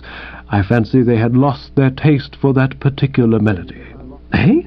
I should have informed you earlier, sir, that the song had already been sung twice before you arrived. What? Yes, sir. Once by a lady and once by a gentleman. It's a very popular song, sir. I gaped at the man. That with this knowledge he could calmly have allowed the young master to step straight into the jaws of death, so to speak, paralyzed me. It seemed to show that the old feudal spirit had passed away altogether.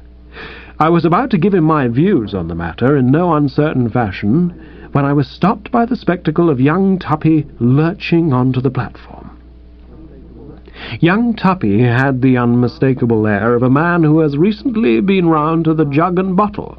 A few cheery cries of welcome, presumably from some of his backgammon-playing pals who felt that blood was thicker than water, had the effect of causing the genial smile on his face to widen till it nearly met at the back. He was plainly feeling about as good as a man can feel, and still remain on his feet. He waved a kindly hand to his supporters and bowed in a regal sort of manner, rather like an Eastern monarch acknowledging the plaudits of the mob. Then the female at the piano struck up the opening bars of Sonny Boy, and Tuppy swelled like a balloon, clasped his hands together, rolled his eyes up at the ceiling in a manner denoting soul, and began. I think the populace was too stunned for the moment to take immediate steps. It may seem incredible, but I give you my word that young Tuppy got right through the verse without so much as a murmur. Then they all seemed to pull themselves together. A costermonger roused is a terrible thing. I'd never seen the proletariat really stirred before, and I'm bound to say it rather awed me. I mean, it gave you some idea of what it must have been like during the French Revolution. From every corner of the hall there proceeded simultaneously the sort of noise which you hear, they tell me, at one of those East End boxing places when the referee disqualifies the popular favourite and makes the quick dash for life. And then they passed beyond mere words and began to introduce the vegetable motive. I don't know why, but somehow I'd got it into my head that the first thing thrown at Tuppy would be a potato. One gets these fancies. It was, however, as a matter of fact, a banana, and I saw in an instant that the choice had been made by wiser heads than mine. These blokes who've grown up from childhood in the knowledge of how to treat a dramatic entertainment that doesn't please them are aware by a sort of instinct just what to do for the best, and the moment I saw that banana splash on Tuppy's shirt front, I realized how infinitely more effective and artistic it was than any potato could have been. Not that the potato school of thought had not also its supporters. As the proceedings warmed up, I noticed several intelligent-looking fellows who threw nothing else. The effect on young Tuppy was rather remarkable. His eyes bulged and his hair seemed to stand up, and yet his mouth went on opening and shutting, and you could see that in a dazed, automatic way he was still singing Sonny Boy. Then, coming out of his trance, he began to pull for the shore with some rapidity. The last seen of him, he was beating a tomato to the exit by a short head. Presently the tumult and the shouting died. I turned to Jeeves. "Painful, Jeeves," I said, "but what would you?" "Yes, sir." "The surgeon's knife, what?" "Precisely, sir." Well, with this happening beneath her eyes, I think we may definitely consider the Glossop-Bellinger romance off. Yes, sir. At this point, old Beefy Bingham came out onto the platform. Ladies and gentlemen, said old Beefy. I suppose that he was about to rebuke his flock for the recent expression of feeling, but such was not the case. No doubt he was accustomed by now to the wholesome give and take of these clean, bright entertainments, and had ceased to think it worthwhile to make any comment when there was a certain liveliness. Ladies and gentlemen, said old Beefy, the next item on the programme was to have been songs by Miss Cora Bellinger, the well-known operatic soprano. I have just received a telephone message from Miss Bellinger saying that her car has broken down. She is, however, on her way here in a cab and will arrive shortly. Meanwhile, our friend Mr. Enoch Simpson will recite Dangerous Dan McGrew. I clutched at Jeeves. Jeeves? You heard? Yes, sir. She wasn't there? No, sir. She saw nothing of Tuppy's Waterloo? No, sir. The whole bally scheme has blown a fuse? Yes, sir. Come, Jeeves, I said, and those standing by wondered no doubt what had caused that clean-cut face to grow so pale and set.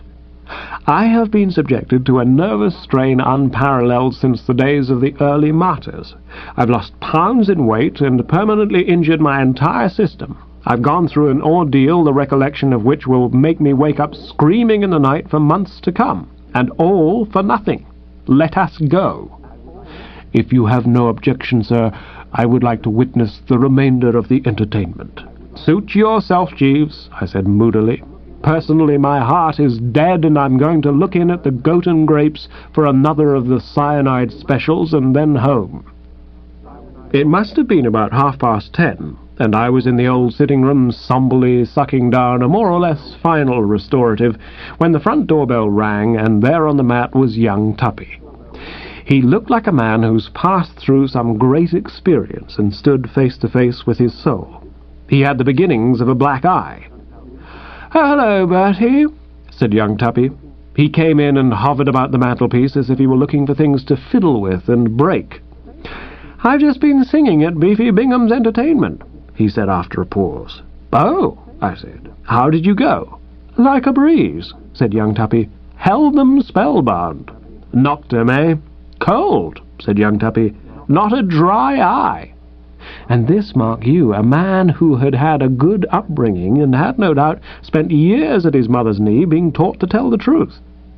"I suppose Miss Bellinger is pleased?" "Oh, yes, delighted." "So now everything is all right?" "Oh, quite." Tuppy paused. "On the other hand, Bertie..." "Yes?" "Well, I've been thinking things over. Somehow I don't believe Miss Bellinger is the mate for me after all." "You don't?" "No, I don't." "Why don't you?" "Oh, I don't know. These things sort of flash on you. I respect Miss Bellinger, Bertie. I admire her, but, well, I can't help feeling now that a sweet, gentle girl, like your cousin Angela, for instance, Bertie, would, in fact, well... What I came round for was to ask if you would phone Angela and find out how she reacts to the idea of coming out with me tonight to the Berkeley for a segment of supper and a spot of dancing." "Go ahead. There's the phone." "No, I'd rather you asked her, Bertie. What with one thing and another, if you paved the way... You see, there's just a chance that she may be... you know how misunderstandings occur, and, well, what I'm driving at, Bertie, old man, is that I'd rather you surged round and did a bit of paving, if you don't mind." I went to the phone and called up Aunt Dahlia's. "She says come right along," I said. "Tell her," said Tuppy in a devout sort of voice, "that I will be with her in something under a couple of ticks." He'd barely biffed when I heard a click in the keyhole and a soft padding in the passage without. "Jeeves?" I called. "Sir?" said Jeeves, manifesting himself. "Jeeves, a remarkably rummy thing has happened. Mr. Glossop has just been here. He tells me that it's all off between him and Miss Bellinger." "Yes, sir." "You don't seem surprised." "No, sir. I confess I had anticipated some such eventuality. Eh? What gave you that idea? It came to me, sir, when I observed Miss Bellinger strike Mr. Glossop in the eye. Strike him? Yes, sir. In the eye? The right eye, sir. I clutched the brow. What on earth made her do that? I fancy she was a little upset, sir, at the reception accorded to her singing. Great Scott, don't tell me she got the bird too. Yes, sir. But why? She's got a red-hot voice.